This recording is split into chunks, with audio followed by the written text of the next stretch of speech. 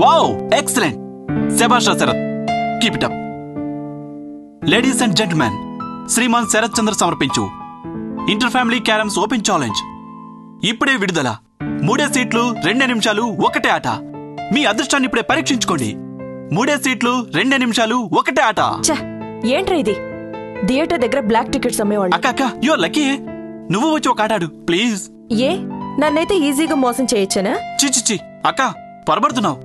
మంచివాళ్ళు మంచివాళ్ళని మోసం చేయరు, చెడ్డవాళ్ళు చెడ్డవాళ్ళని మోసం చేయరు.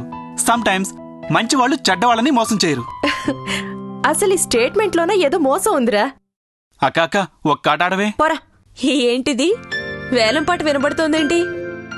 వేలంపాట కాదో తినా, గాలంపాట. వాడి టైంపాస్ కి మనల్ని ఛాలెంజ్ చేస్తున్నాడు. నువ్వు ఊరుకో.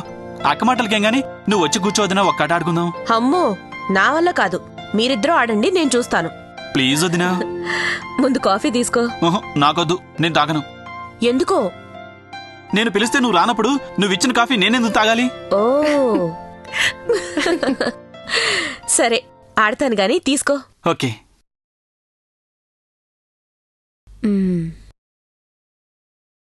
Sarath, striker live. Tournament conduct చేస్తోంది నేనే ఫస్ట్ స్ట్రైక్ చేయాలి. చూడు, ఏదో పాపం పిలిచావు కదా అని వచ్చాను. సీనియారిటీని గౌరవించినప్పుడు సిన్సియర్ గా తప్పుకోవడం బెటర్. నేను వదిలే. అమ్మగారు, ఇది కూడా మీరు అడిగిన ఆల్బమ్. వదినా, అది వదిలే. రా, ఫొటోస్ చూద్దాం. రా వదినా. ఉండు శరత్, ఆల్బమ్ చూసొస్తాను. నిన్ను అడిగేదారు కొట్టేది మీరా? ఇది మరీ బాగుంది. స్పోర్ట్స్ ని మ్యూజిక్ ని ఎంకరేజ్ చేయడానికి ఇంకా ఎన్ని యుగాలు పడుతుందో ఏంటో. అక్క, మన చిన్నప్పటి ఫొటోస్ తీవే, మంచి ఫీల్ ఉంటుంది. ఉండరా, వరుసగా చూస్తున్నాం కదా. వదినా, ఇక్కడ మీ ఆయన చూడు, స్మార్ట్ గా టెన్నిస్ ప్లేయర్ లాగా ఉన్నాడు. అన్నయ్యకి అప్పుడున్న గ్లామర్ ఇప్పుడేమైందో. ఇదిగో ఇక్కడికొచ్చింది.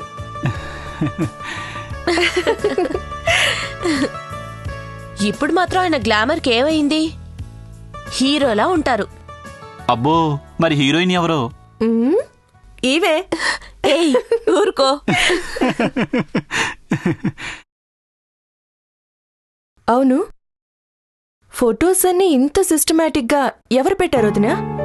నువ్వా? కాదే. కాదా? ఇంకెవరు? అసలు అన్నయ్యలు ఇలాంటివి పట్టించుకోరు. అక్కయ్యలకి అంత సీన్ లేదు. షాన్లికి పాడు చేయటం తప్ప బాగు చేయటం అస్సలు తెలీదు. ఇంకెవరై ఉంటారు?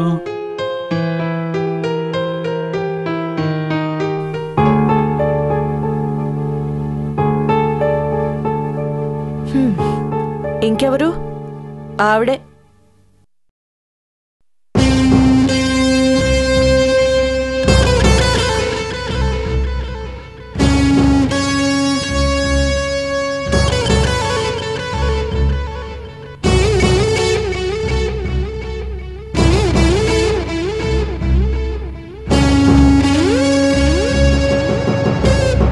శరత్, ఆల్బమ్ తీసుకెళ్ళి నాన్న రూమ్లో పెట్టమని కిట్టుతో చెప్పు. పాత జ్ఞాపకాలేవి మనకు అవసరం లేదు.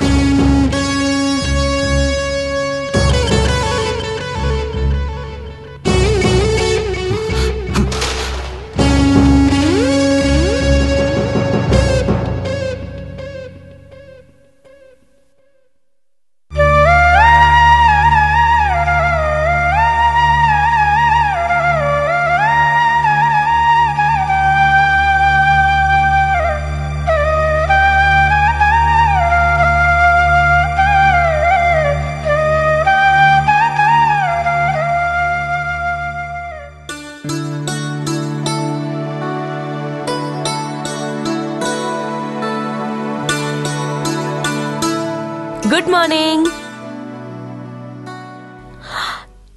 ఏంటండి ఇది? ఆఫీస్కి వెళ్ళరా? టైం ఎంత? 7:30. మరి ఇంత ఉదయాన్నే ఎందుకు లేపుతున్నావు రాగిని?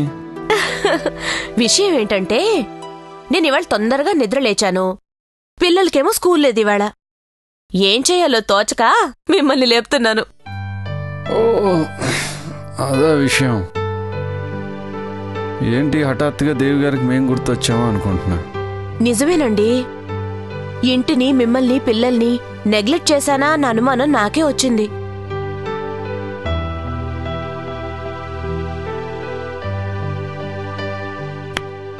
ఆహా,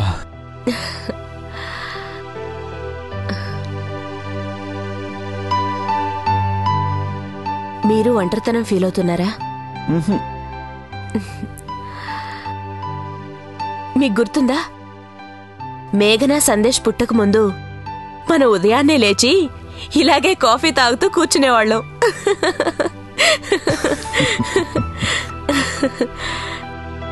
ఈ బిజీ డేస్ లో భార్యాభర్తలు మాట్లాడుకోవడానికి ఇంతకన్నా మంచి టైం దొరకదేమో అనిపిస్తుంది. మన మధ్య మాట్లాడుకోవడాలేనా, పోట్లాడుకోవడాలు, అలకలు చాలా చాలా ఉండేవి. రాత్రిళ్ళు కూడా మీరు కేసు గురించి కలవరించేవాళ్ళు.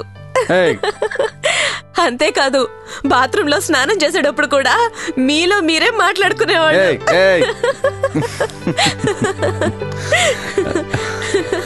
అవును, అప్పట్లో అడుగుదామని మర్చిపోయాను. నేను చేసే పనులు చిత్రంగాను విసుగ్గాను అనిపించలేదా నీకు? అదంతా ప్రేమ్ అకౌంట్లో జమ అయిపోయింది. మరిప్పుడు బోర్గా ఉంది.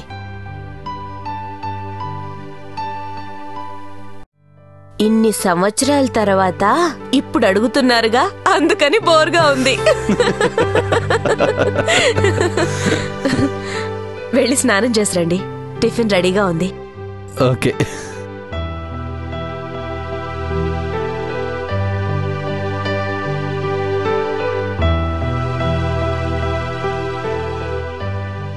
రాగిని, నీకిష్టం ఉన్నా లేపోయినా మల్లిక ఇప్పుడు ఇంట్లో మనిషి. నీకు ఆ అభద్రతా భావం అనవసరం.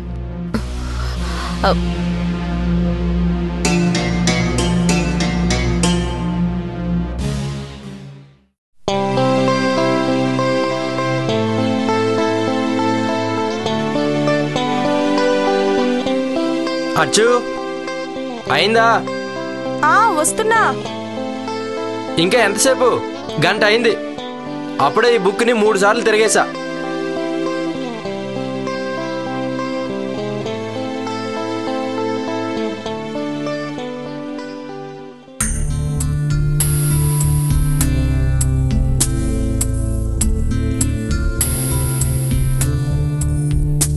అసలు నీ పేరు అర్చన కాదు, అప్సరా అని పెట్టుండాల్సింది.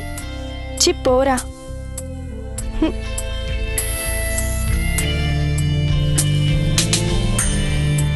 పో రానా?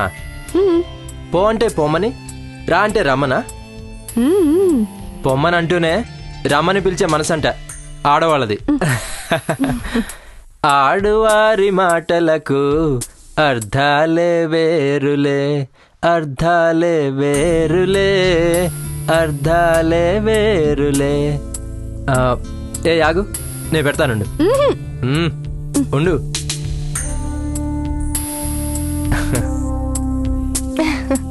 ఏ ఆగచ్చు, పెట్టనే.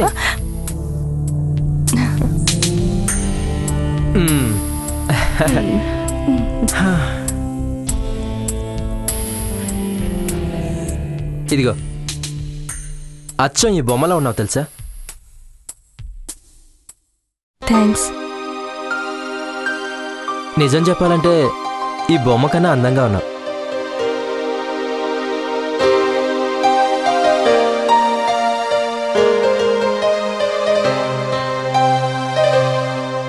ఏంట్రా, ఏమైందని అంత ఎమోషన్ అవుతున్నా?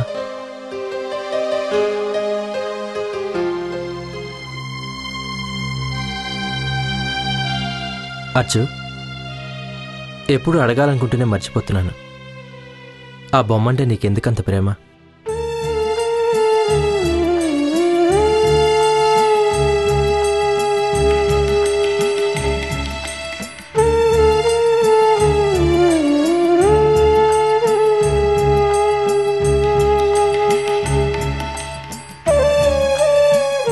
ఈ బొమ్మని నేను బొమ్మలా ఫీల్ అవ్వను ప్రశాంత్.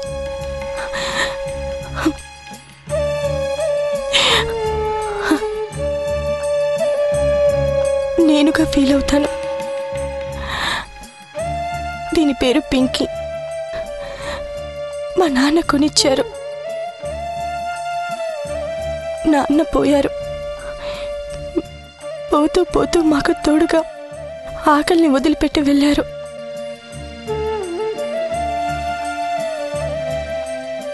నాన్న నన్ను రాకుమారి అనేవారు, అలాగే చూసేవారు.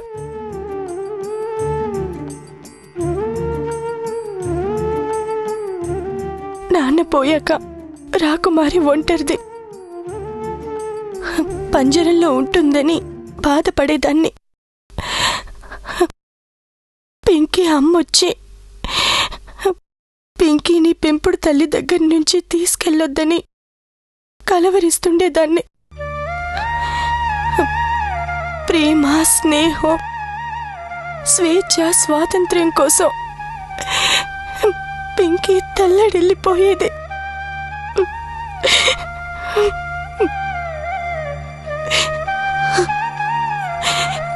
తల్లి రాలేదు, కానీ వయసు వచ్చింది. కలలు, కథలు బాధలుగానే మిగిలిపోయాయి. ఆ రాకుమారి మనసుని ఒక రాకుమారుడు తెలుసుకున్నాడు. ఆ రాకుమారిని తన యువరాన్ని చేసుకున్నాడు.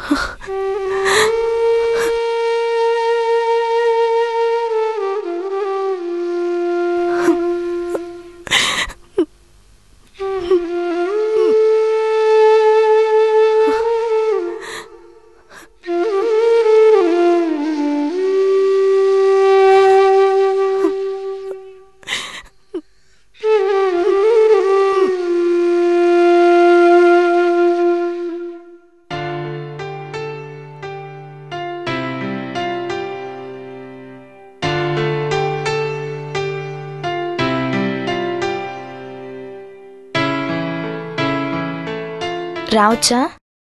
అడగాలా? అడిగారుగా. ఏంటి ఇవి? ఓ, కూర్చో. ఏంటివి? అదే బాలమురళీకృష్ణ గారి, భీమ్సేన్ జోషి గారి జుగల్బందీస్ అడిగారుగా, అవే ఇవి. Live record CDs. Oh, thank you. Ghantasala lifetime hits మీకు తర్వాత ఇచ్చిస్తాను. Thank you very much. శ్రమించానా? అయ్యో, శ్రమ దేనికి? నేనేమన్నా ప్రోగ్రామ్ షూట్ చేసుకొచ్చానా ఏంటి? కనబడవు గాని నువ్వు మంచి మాటకారివే. అవునా? మరి ఇంట్లో వాళ్ళంతా నాకు నోట్లోంచి మాటే రాదంటారు. మీ నాన్నగారి ముందు నువ్వు నిలబడ్డం చూసి అలా ఫిక్స్ అయి ఉంటారు. అమ్మో, నాన్న విషయం ఇప్పుడు గుర్తు చేయొద్దు. నీకు కూడా శరత్ పిచ్చి పట్టింది, వెంటనే గది మార్చు అంటారు.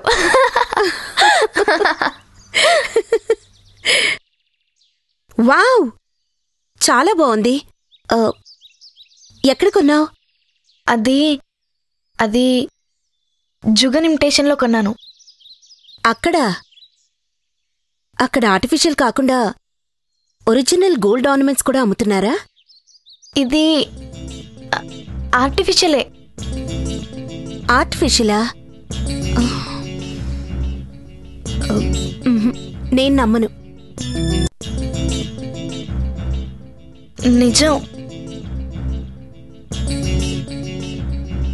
లాస్ట్ బర్త్డేకి ఫ్రెండ్స్ ప్రెజెంట్ చేశారు. మై గాడ్, నమ్మలేకపోతున్నాను.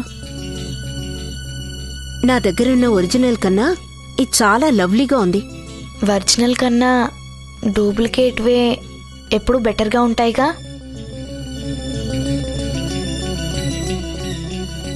కాలేజ్ టైం అవుతుంది, నేను వెళ్ళొస్తాను.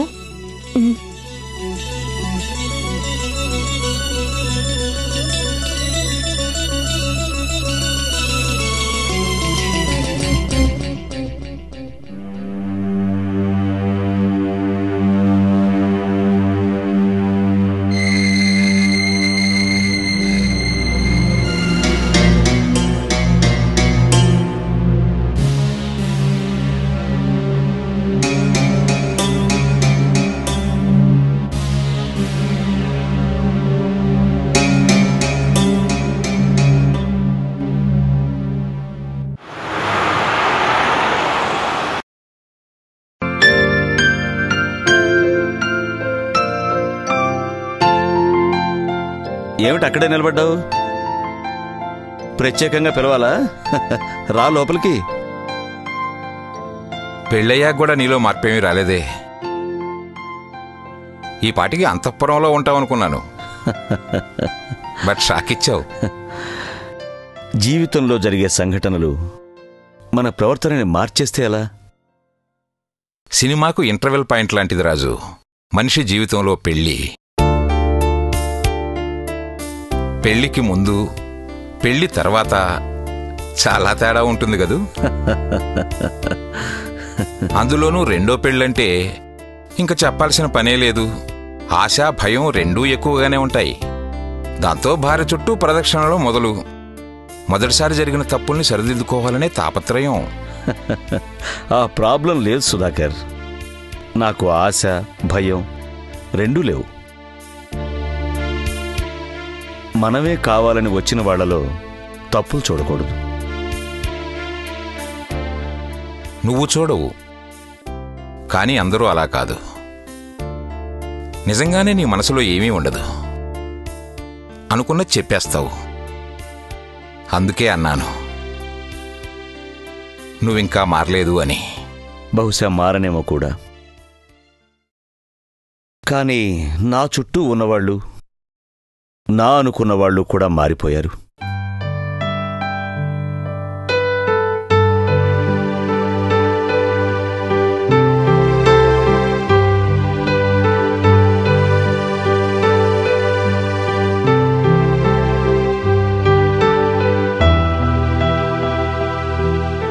నేను తప్పు చేశానని కొంతమంది నిర్ధారణకు వచ్చేశారు. ఇప్పుడు నేను వాళ్ల ముందు చేతులు కట్టుకుని తప్పు చేయలేదు అని చెప్పమంటావా? నేరం చేసిన వాళ్ళు నా ముందు నిలబడి అలా ప్రాధేయపట్టం చూసిన వాడిని నేను. ఇప్పుడు నేనలా చేస్తే నేను కూడా నేరస్తున్నే అవుతాను.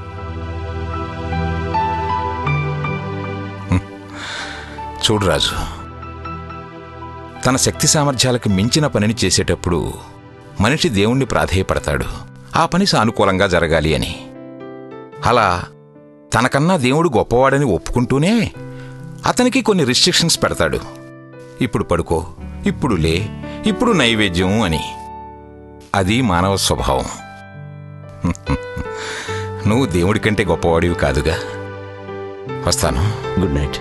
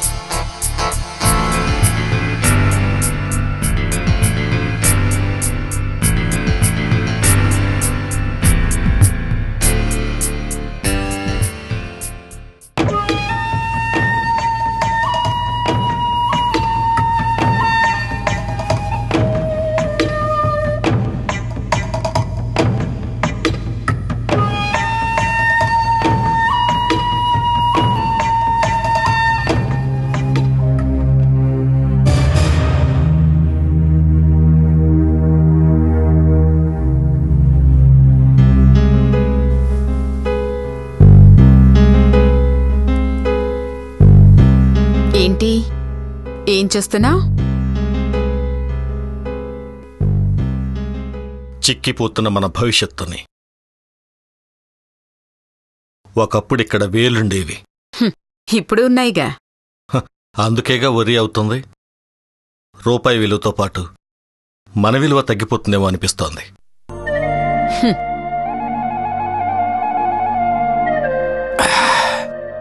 ఈ మాత్రం సంపాదించటానికి ఇంత రిస్క్ అవసరమా? బిజినెస్ అన్నాక ఎగుడు దిగుళ్ళు మామూలేగా. ఆ మాత్రం దానికి ఇంత టెన్షన్ దేనికి? పక్కా వ్యాపారస్తుల్లా మాట్లాడుతున్నావు. మన టార్గెట్ ఇది కాదని మర్చిపోయావా? కారు నడపాలంటే పెట్రోల్ కావాలి. అందుకే ఇది. నిజమైన వేటగాడు తన ఉనికిని వేటాడే జంతువుకి తెలియనీడు ప్రకాష్. మనము అదే చెయ్యాలి. వేటాడ్డానికి ఖర్చు ఎక్కువవుతుంది కదా. అదే ఇది.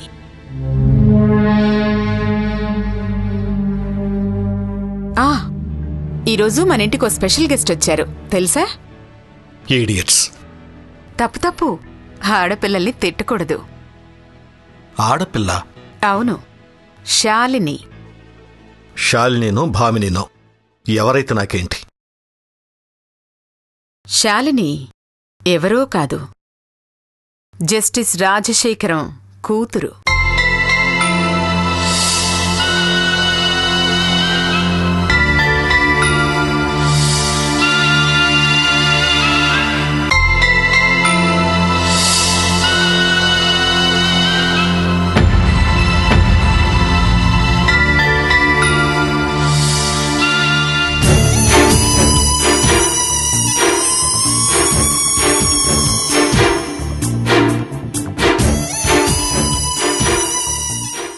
ఈ జస్టిస్ రాజశేఖరం ఓటమి రుచి చూశాడు. ఆస్తితో పాటు నా అస్తిత్వాన్ని కూడా ఖరీదు చేసిన అతన్ని చూడాలి. తల్లి తండ్రి అయిన వాణ్ణి గురువు కాలేనా? మీ నాన్నగారు 8 ఏళ్ల క్రిందటే నిర్ణయం తీసేసుకున్నారు. ఇప్పుడు మీరు నిర్ణయం తీసుకోండి. నాన్నమ్మ కూడా అడిగిందా తాతయ్య?